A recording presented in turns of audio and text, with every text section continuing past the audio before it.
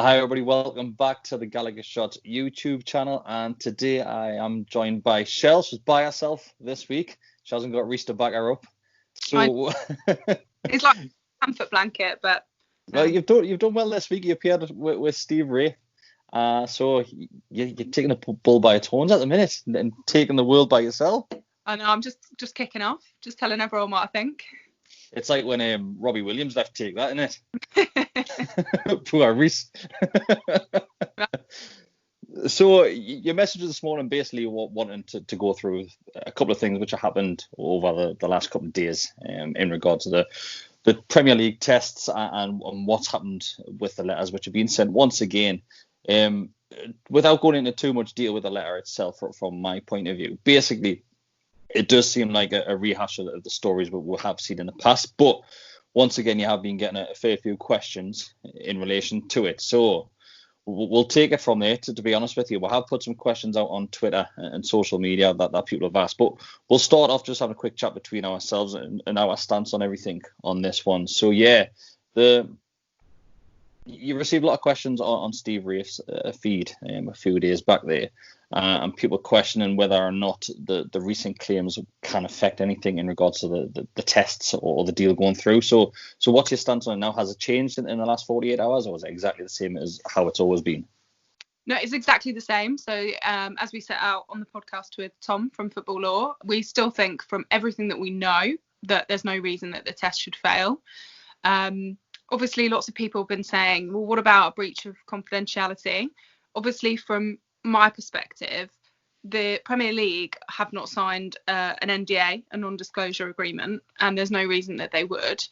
In terms of breach of confidentiality, looking at the letter, which I'm sure that you have, it really doesn't say anything specific about the deal. It is literally just what I would imagine is a template response. If you look at the top, it's got a reference which is RMRB, which isn't even really a proper reference. Normally, as a law firm, you would have a specific case number reference there.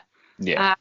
It says, thanks for your letter on the 20th of May, and I noticed it was sent back on the 28th. So 8-day turnaround reflects that if it's taken them this long to send a template letter, it could be indicative of why it's taken a little bit of time to get back to us. Thanks for your letter, sympathetic, but it's obviously confidential. We're not going to tell you anything else. So effectively, from our point of view, it doesn't change anything. There's no reason that this breaches confidentiality. It doesn't say, I've told you in previous letters, for example, what stage we're at. It doesn't say how much the deal is worth or anything like that. So when people are asking about confidentiality, no, the Premier League probably have a policy to reply to these letters. No, they haven't, in my opinion, given any information that is specific to the deal. So if you think about it logically, if someone went to court and said they've leaked some information here, the judge would be saying, in what way has this deal been prejudiced by information shared in this letter? And you'd be saying, well, there isn't any. Secondly, I mean, who's gonna bring a claim? If the owners and directors test ultimately gets passed by PIF, are they going to give a shit that the letter's been leaked? No, they're not going to. So from my perspective, nothing's changed. There's no confidentiality and there's no concerns about it. Yeah, I think the whole problem with the confidentiality on this one was the ending sentence on the letter itself, where it mentions something about basically you can have comfort in that we will take your concerns on board, things like that. But like you said, there's nothing in there that could really jeopardize anything, is it? I mean, it says, I assure you that your client and her representations are being fully considered in our process. I mean, to me, that doesn't even mean anything. If I think about it from a criminal law perspective, if I would write representations on behalf of a client, usually defending, so to the prosecution service, saying, these are the reasons that you should take, into account what I'm saying and not charge my client. This is exactly the kind of language that I would use. Obviously, we don't know what he said in his letter. We don't know how long the representations are. But I think this is really, really a stock letter. And I think the only reason it's being overanalyzed by people is just because of the frustration about the takeover. Yeah, well, so we recorded the podcast last night. We did a live question and answer with the Always Smiling Faces podcast, and that was one of the questions which got sent across to us, that letter itself. And we're all in agreement there that basically it's a template. It's a copy and paste exercise from the Premier League, and that's all that it is. That there's nothing really to go into too much detail about. It's one of those things where they have to acknowledge it's being sent, but it doesn't mean that it's going to have any impact on the likes of the fit and proper test, the ownership test, or anything in regards to the takeover, really. Yeah, and people are saying, well, fully considered, what does that even mean? And it's like, well, wouldn't it be weirder if they just write back to her and say, sorry, your husband died, but we literally couldn't give a shit, and we're not even going to consider it at any point. Exactly. Like, they're gonna give that same response to anybody, regardless of any merits. So, if the Looning Raving Monster Party write in, they're going to say thanks for your letter. It literally has no bearing on the consideration of the tests. Yeah, no, I'm 100% with you on that one. Just to go through some of the questions which a few people have sent in, there's been quite a few, so I'll handpick a couple of these ones. So let's have a look. Lee Barris says, do you guys think a final decision will be made by the end of this month, or is there a chance that we could go into July? Still waiting for news on the takeover. So what's your thoughts on that? I know in the past in our WhatsApp group we have tried to put dates on it really guessed dates and significant dates. So we had obviously the 1st of June was a big one for us, really. Then obviously that date passed and nothing happened. Well, I think we might have actually received another letter on the 1st of June. But personally, I think it's just going to take as long as it takes. It's one of those things right now where is there any point putting any guesswork on it? I don't think there is. I think if it goes into July, I think that if they then failed it, I think that there would be much more grounds for appeal and for people to be asking questions, because I know a lot of the fans have said, well, hang on a minute, they can't just wait as long as possible, because they'll just keep getting letters and just they'll find ways of saying try and fail the deal, and they have to come to a point where they say we're making a decision based on the information that we have now. And I honestly think that they're really reaching the deadline of that point. They've had the World Trade Organization report, if all reliable journalists are to be believed. So there really is, from my perspective, not a lot else that they can be waiting for. I think it will take as long as it takes. I think Project Restart has delayed things a little bit. I agree with you. I think putting dates on it just causes us more distress when they pass and nothing happens. But I would be surprised if it takes much longer, if there aren't some serious questions being asked, if they then don't pass the tests. So in that sense, I think it's a good thing. And I know the podcast you did the other day with Tom from the Football Lloyd, the one that you and Reece done, basically he said as long as the deal's on the table, then it's good news. If we haven't heard anything back, it means that there's still something going on behind the scenes. Yeah, absolutely. And like I said, it took them 8 days to send out a template response. Things are obviously a bit overwhelmed at the Premier League, and I just think whilst we don't have news, that's really good for us, because they haven't come back to us despite all of these letters and said, right, well, that's it, we've reached the point where we consider that we can't pass them. So another one which is being sent in basically says sure that the Premier League is nothing on Staveley and Rubens. By that I think he means like any sort of inkling that any illegal processes being happened or activities. So I feel will be pointed towards the Crown Prince. Do you think the Premier League has the guts to start a legal case with sovereign country leaders? I think basically what it means, it really is the relationship that the UK have with Saudi. We've mentioned that on previous podcasts. But do you think that they've basically got the bollocks to go ahead and cancel this and reject the takeover? I think it's difficult because as a lawyer, obviously super skeptical about the Premier League. Lots of people saying like they're doing everything that they can to get it passed, or what will happen if they've got the balls to stop it. We might be overestimating the legal department in the Premier League a little bit. I think the legal department are thinking, here are the tests and this is how we need to apply them. And given the amount of media coverage, given the letters, given the nature of the issues here, which are obviously very political, the piracy, and obviously in relation to the letters that from Cengiz, it's a very difficult, sensitive matter. So I think that they're probably just thinking, we just need to be damn sure when we come to these conclusions that we've covered everything. We don't know if they're also taking outside legal advice. So the solicitors there might have done very similar to getting a silk, but probably getting another outside firm of solicitors or counsel to have a look at the decisions that they've made.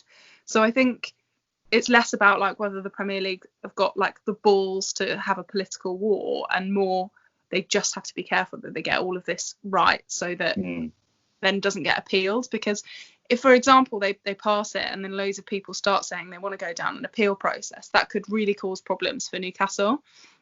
And I think that is more that what they'll be worried about. They'll be wanting to cover their own arse more than get involved in the bigger picture here. Yeah, so it works either way, doesn't it?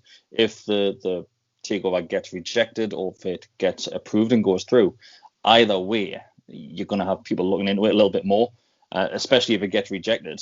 You can imagine the likes of the Saudis would be straight in there appealing that case and wanting to know why, and obviously coming forward with evidence why it shouldn't be rejected. Same as what you just said there. If it gets appealed, if it gets approved, they have to make sure they're approving everything correctly and they're not just sealing it through, and they have got the paperwork and evidence to say that they have done everything by the book and whatever the fit and proper test is. Because either way, there's going to be some side of this, and there's going to be some party, no matter which side of the fence you're on, that isn't going to be happy with the decision that's made at the end of the day, are you?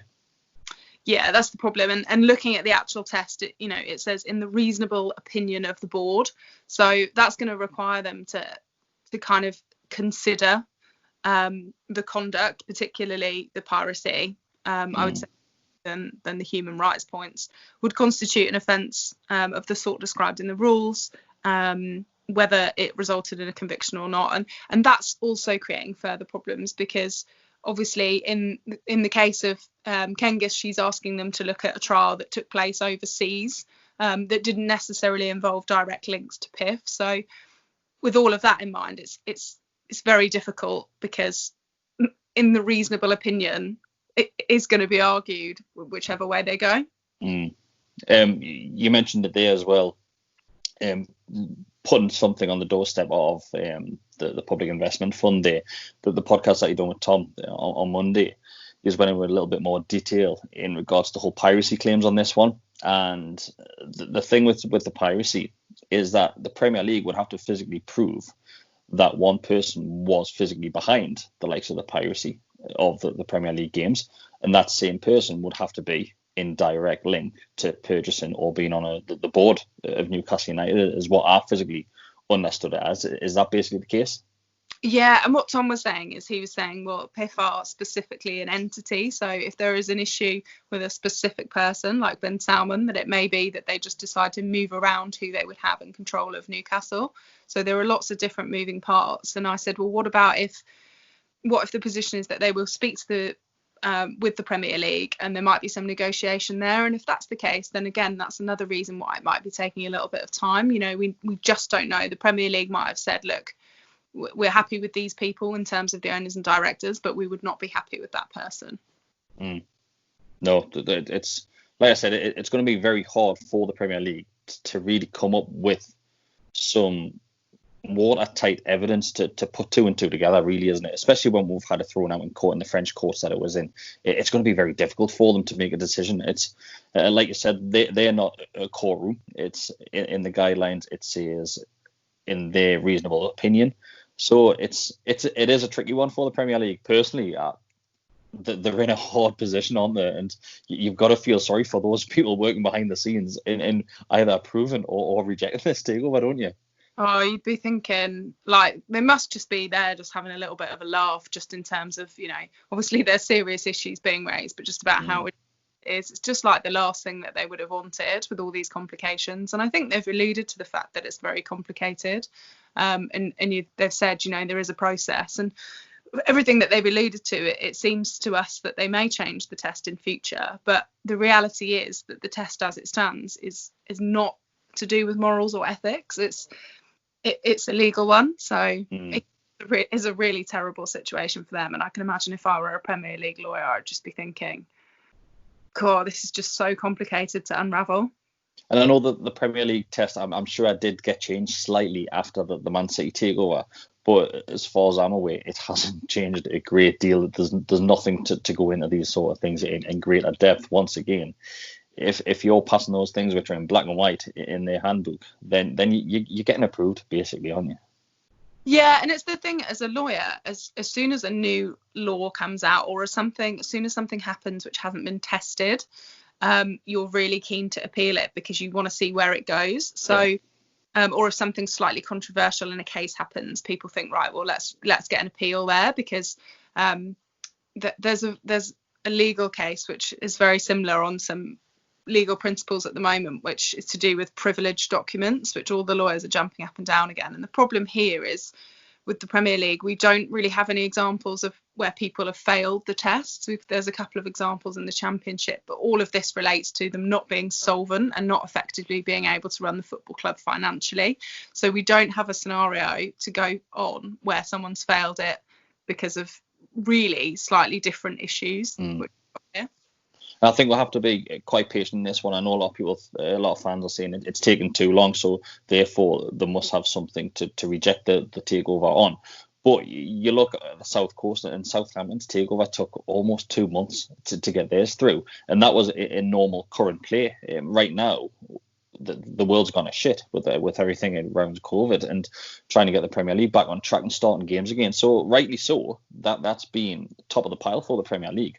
The likes of the takeover, it's probably been pushed to one side slightly, and their main focus is to get these games sorted first of all. So in regards to the timing, I don't think timing has any sort of correlation between the two. I'm not sure your thoughts on that one. Yeah, I agree. I mean, I feel like as much as he's not going to tell us, the Musters guy from the Premier League isn't going to tell us much, he's also indicated that it's a very complicated process, and it's really common sense. You know, none of us are saying things that you couldn't just work out yourself. It obviously is complicated with all of the things that they've got to consider, all of the judgments. And I think they must have come to a point now where they've said, this is the information that we've got, this is what we're working off, and this is what we're going to make a decision based on. But yeah, I don't think the Premier League, when we went into lockdown, decided to hire 10 new lawyers. So they have the same amount of lawyers that they've had for the last however long.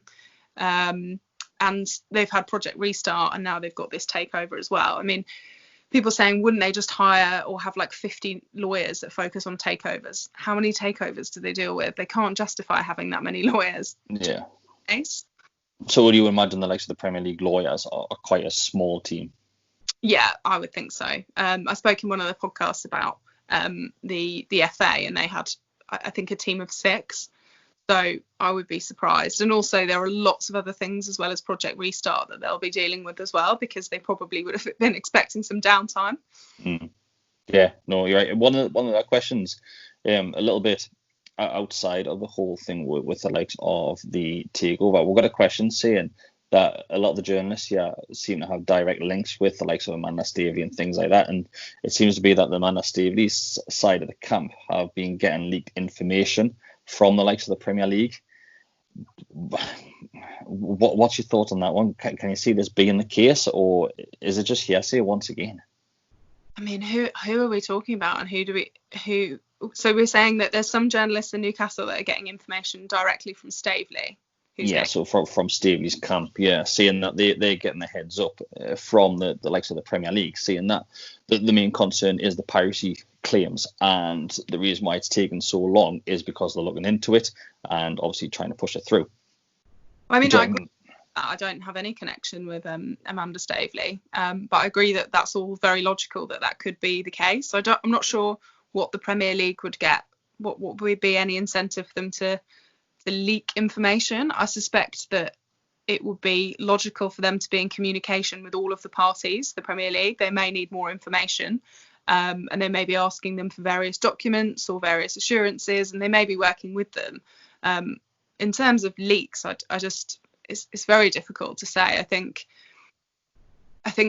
the way that we've approached this from the beginning is from a legal perspective and from a common sense perspective, and I think if you listen to everything that gets leaked, then you're going to just drive yourself crazy. Yeah, no, 100%. And you've got to feel for both sides. As much as we don't like Mike Ashley and his side of everything, both of these, so both buyer and seller, will want this done as quick as possible. But we're going into the last 9 games of the season now. Then obviously the transfer window upon us as well. So the likes of Manastevy, the Rubens, PIF, everyone who is involved, of course they want to get the feet under the table and start looking at players that they can bring into the club. Same with Mike Ashley. Mike Ashley might have 350 million already spent in his head, ready on what he wants to buy. Guessing that's going to be the likes of high street stores and shops, which he's going to be dipping into the market again for. So it's understandable and frustrating for both sides. And you would imagine, just like anything else when you're purchasing or buying, that they'll be chasing this up left, right and centre, asking, why is it taking so long? When do you expect us to get a final decision on this? Because we've got to remember, they were advised 3 to 4 weeks, I think, at the very start of this. Yeah. We've doubled that now. So they're just going to be as frustrated as what we are as a fan base. Yeah, absolutely. I mean, as a lawyer, when you have these kind of massive corporate deals, you set out a time frame, and obviously the corporate lawyers come to us as criminal lawyers and we say it's a bit tight in it, it's never going to get done, and all the time frames move about and everybody just keeps in contact. So the Premier League will no doubt have said to the parties, look, these are the reasons why there is a delay, this is why it's more complicated, and there's only so much pressure that can be put on the Premier League, because they're just going to say, look, we are lawyers, we're going to do these tests, and that is the point. We're not going to be rushed. Very little sympathy for Mike Ashley. I just think the only thing is, like you say, the longer it goes on, the more problematic it becomes for the effect that it has on the club and signings and the transfer window. It's not just that you said at the very start of this as well. The longer this goes on, the more opportunities there are to find either more evidence or receive more letters from likes of parties objecting to the takeover as well. Yeah, but I feel like that last letter just reads as like a, look, we've seen you and we've heard you. And I think that, it's very difficult because we don't know about Gengis' specific role in how this has come about. It's very strange from a lawyer's perspective that it comes from a silk, from a QC. It's a very strange thing to do, to send a letter from someone so senior. It's a barrister that's been called for more than 20 years usually. So that's all a bit odd. The leaks are all a bit odd. And I think from our perspective, nothing has been leaked on our side. So there's no real concern. And if this is the worst that they've got, a letter from Masters saying, look, we're just doing our job, go away, I think it's a positive. Yeah, well, we've seen Masters in front of camera a couple of occasions now where he has been asked about the likes of the takeover, and he stayed solid through that as well. And he basically is explaining, I don't know why the likes of these presenters and journalists are asking the question, because they know the answer, but Masters is coming out and saying, for fighting well, we can't discuss it with you, so stop wasting your time. So it's going to be the case whether you send a letter in, whether you're face to face with them, whether you're on the phone to them, it's always going to be the same response by the Premier League and from the Premier League, isn't it? Yeah, of course. And for us, like with corporate deals, it's all very highly confidential. Only certain people access the file. They always give it weird project names. But do I know if, Katie from corporate tech has gone to the pub and told her mates all about the deal? Is it possible there are leaks? Yes. But is it likely? No. And the Premier League are always going to take, exactly the same line. It's much like that Michael Jordan documentary where people ask him whether he's going to leave. Yeah, great documentary, mind. Great documentary. Yeah, really enjoying it. So just to wrap this up, there's a couple of more questions here. Daryl Mitchell-Hill, basically, he's mentioned a few of the things that we've already gone over, but he also says, do you think that the Premier League would have their own deadline set on this? Do you think they would have a target date that they're aiming for now to get this sorted? I think they'll have a plan as to, who in the team is going to be doing what everybody's responsibility is, a bit of a checklist. Would they set their own internal deadline? Maybe they would. Maybe they will be driven a bit by what documents they have and whoever is leading it. So probably Masters will be saying, from a PR perspective, this is when we need to get things done by. And as I said at the beginning, I think there has to be a stop point for them when they say we are assessing the documents and the evidence that we have. But from what it seems like from these letters, it doesn't seem that anything new is coming to light. Masters, the Silk who's put this letter in, can only say, what he knows to be true. He can't be misleading the Premier League about facts. That's a thing. That's a thing as a lawyer. You have to take a code of conduct that says you won't be misleading. So he's just repeating facts. There's no new information that's actually coming to them. There's, they can write the letters every day, but unless they're providing any new information, Premier League are going to look at it and say, is there anything there that we don't know about already? No. Okay. And so internally, I think they'll be thinking, we just need to be sure over a deadline that everything that we say is watertight. So after everything we've seen and dissected over the last God knows how many weeks now, is there anything which you could really see that could work and really could be a concern to and jeopardize the situation and the takeover? I think the piracy is the biggest concern, just because it's very complicated. We don't know how strongly the report from the World Trade Organization is going to be considered by the Premier League. We don't know anything about what it says. No one knows that. I would be surprised if the contents of that has been leaked. And if they're making, some really strong evidential arguments that either PIF have concealed or been dishonest about their involvement in it, that is the main concern. But I agree with Tom and with Reece that there is nothing that we know of that would prevent them passing the owners and directors test at the moment. Yeah. And finally, one of the last questions that was sent in was basically our confidence levels. So I think we've always been pretty high in our confidence levels for this going through. So if you had to put a percentage on it right now, are you higher than Reece's 80%? I'm still confident. Yeah, I'm still like I'm not 100%, but I'm still like 95% that it's going to go through. You can never be 100%. It's the same when clients ask you, am I going to be found guilty? It's very difficult. But yeah, I mean, I can't see, other than anything unknown that we don't know about, why this won't go through. Yeah, well, I'm 100%. Don't get what you see. Well, I mean, hey, I haven't the rest of the podcast. I got about halfway through your podcast from last night, so I haven't seen the updated figures, but keeping a distance from your brother. I don't think we mentioned it, to be fair. I don't think we mentioned it last night. We didn't go into percentages. I think we stayed away from that. But as a podcast, and I think everyone associated with Gallagher Shots team, I think we're all pretty confident, everyone apart from Adam, who does work behind the scenes of everything that we do.